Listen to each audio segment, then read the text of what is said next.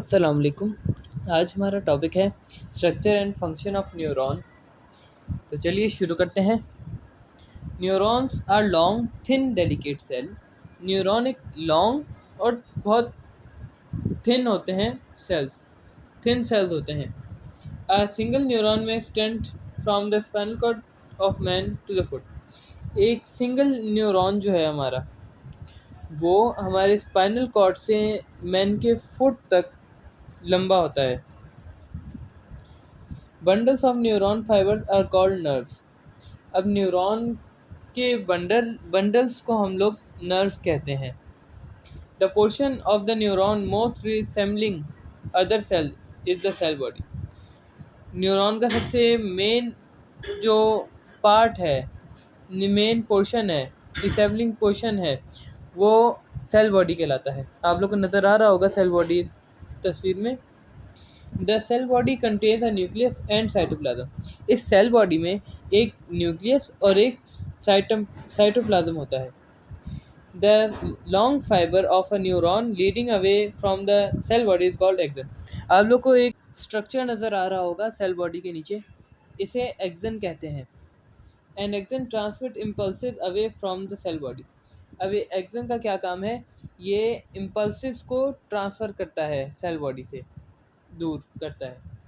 The other end of the neuron is highly branch structure called dendrite. आप लोग को cell body के ऊपर सेल बॉडी के ऊपर एक स्ट्रक्चर नज़र आ रहा होगा, ब्रांच स्ट्रक्चर, इसे डेंड्राइट्स कहते हैं।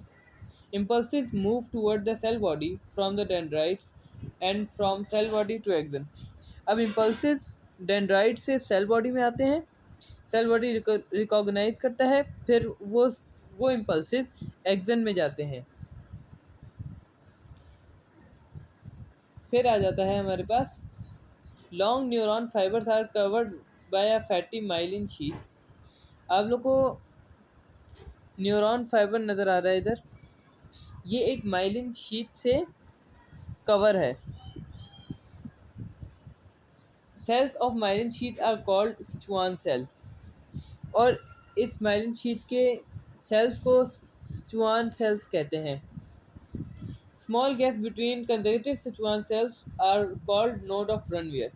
आप लोग को दो दो सिचुआन सेल्स के बीच में जो जगह नज़र आ रही है, एक गैप नज़र आ रहा है, उसे नोड्स ऑफ रनवियर कहते हैं। Both myelin sheath and the node of Ranvier are important in determining the speed with which impulses are conducted. अब दोनों एक अहम किरदार अदा करते हैं इम्पल्सिस की स्पीड को डिटरमाइन करने के लिए और उन्हें आगे ट्रांसमिट करने के लिए। Myelin sheath is an insulator, so the membrane coated with this sheath does not conduct nerve impulses. अब माइलिन शीट जो है, ये एक इंसुलेटर है जो इम्पल्सिस को आगे ट्रांसफ़र नहीं करती, कंडक्ट नहीं करती। In such a neuron, impulses jump over the myelin sheath going from node to node.